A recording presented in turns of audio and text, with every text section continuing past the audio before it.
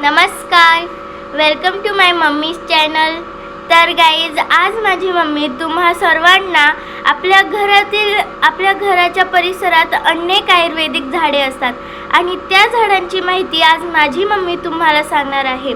तर माझी मम्मी माहिती सांगण्याच्या आधी तुम्ही सर्वांनी कमेंटमध्ये आपल्या घरातील परिसरात एकतरी आयुर्वेदाचे झाड असते आणि त्या झाडाचे तुम्ही नाव लिहा.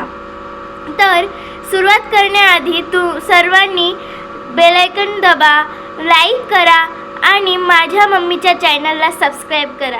चला तर मग मित्रांनो, हे आहे आंब्याचे झाड आणि आपल्या सर्वांनाच माहीत आहे आंबे उन्हाळ्यामध्ये गोड गोड आंबे कोणाला आवडतात कमेंट करून बोला.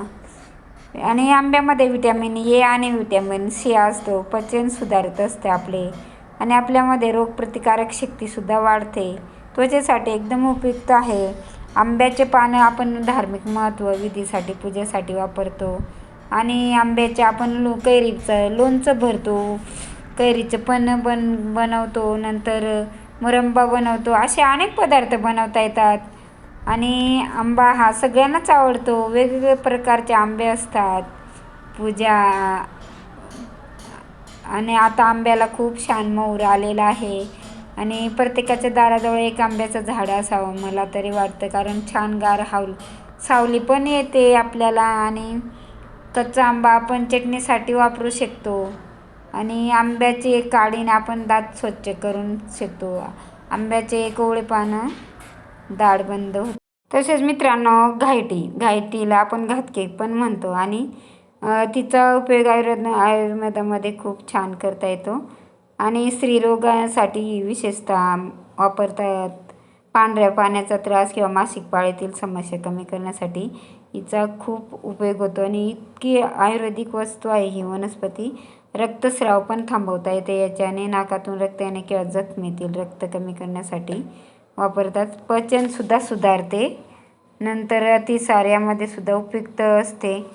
त्वचा रोगासाठी उपयुक्त असते ही घायटी. आणि आयुर्वेदिक आसव अरिष्ट तयार करण्यासाठी सुद्धा वापर करतो आपण. अद्रक तर आपल्याला माहीतच आहे, आपण चहामध्ये खोकल्यासाठी वापरतो. ही आहे शांत लिली, हिला पांढरी लिली आणि म्हणतो आपण. घरातील हवा शुद्ध ठेवत असताना आपण घर सजवण्यासाठी हिचा वापर करतो. किती सुंदर दिसते आहे आणि कमी प्रकाशात सुद्धा ती वाढते बरं का मित्रांनो.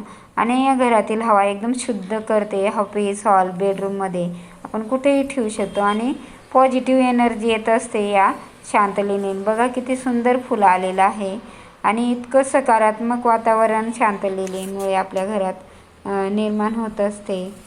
आणि तिच्यासाठी कोरडी माती आपण पाणी देऊ नका, पाणी पिवळे पडतात. आणि हे तुळशीचं झाड, ते तर आपल्या सगळं सौभाग्य देणारं झाड आहे. तुळशीचं झाड आहे आपल्या भारतीय संस्कृतीमध्ये एकदम पूजनीय आहे. आयुर्वेदामध्ये पण अत्यंत महत्त्वाचे आहे. आणि ही प्रत्येक हिंदू घराच्या अंगणात तुळशी वृंदावनात असते. आणि राम तुळस, कृष्ण तुळस, वन तुळस असे अनेक वेगवेगळ्या तुळशी आहेत. आणि त्याचा वापर आपण त्याचं बी पण आपण आपल्याला उष्णतेवर उपयोगी असतं. आणि तुळशीचे पानं चहा आयुर्वेदिक करता येतो. मित्रांनो, ही शोभेची फुलांची वनस्पती आहे. किती सुंदर असं फूल याला आलेलं आहे आणि त्यामुळे इतकं मनाला पॉझिटिव्ह एनर्जी येते. हे छोटे छोटे नाजूक फुलं बघून मी तर रोज ह्या फुलांना बघत असते आणि त्या फुलांना पाहून मनाला इतकं शांत वाटतं आणि मन इतकं उत्साहित होऊन जातं की किती सुंदर फूल देवाने बनवले आहेत. किती सुंदर सौंदर्य त्यांना आहे. 2-3 कलरमध्ये किती छान असं फूल आहे आणि त्याच्यामुळे एनर्जी मिळते. आणि ह्या आपल्याला एकदम एनर्जेटिक पौधा आहे ह्या.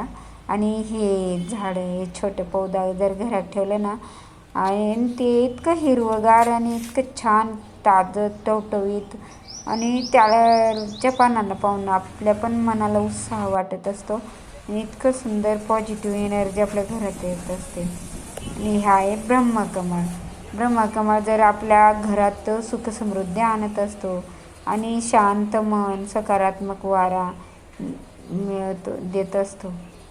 नागवेली हे जे पानाच्या पानात आपण लपलेले आहे मातीची ओळख, पानाच मसाल्यात हरवली खरीच चव. आपण जेव्हा पान घेतो खातो त्याच्यामध्ये हे मसाला पान टाकतात आणि तो मसाला पान हे छोटे छोटे पानं आपण मसाला पानमध्ये टाकतो. आणि हे पान असं बी खाल्लं ना आपल्या घसा वगैरे तोंड हे आलेलं असलं तर एकदम चांगलं होऊन जातं. आणि हे आहे नागवेली. नागवेली नागवेलीचे पानं आपण म्हणजे नागवेलीचे पाने खाल्ल्यामुळे आपला आवाज घसा बसलेला असला तो निघून जातो आणि तोंडातले शाले वगैरे कमी होतात. आणि ब्रह्मकमल रात्रीच्या वेळी फुलत असतो. नागवेली पानं एकदम हिरवी, सुगंध तिचा खास, परंपरेत तिचं स्थान, सणांचे ते श्वास, गोडीने गुंफले नाते, प्रत्येक आनंद वेळी आपुलकीची साक्ष देते आपली नागवेली. खरंच नागवेलीचे पानं प्रत्येक पूजेसाठी आपण वापरतो. आणि हे झाडसुद्धा एक आपले एक हिरवी हिरवी पानं आणि जीवनाची नवी चाहूल आपल्याला दाखवत असतं, ऊर्जा देतो आणि एकदम जणू निसर्गाचं आपल्याला फुलच आहे. हे घरात असलं तर हरित स्पर्श दूर होईल आणि आपल्याला एकदम पॉझिटिव्ह एनर्जी येत असते या झाडामुळे.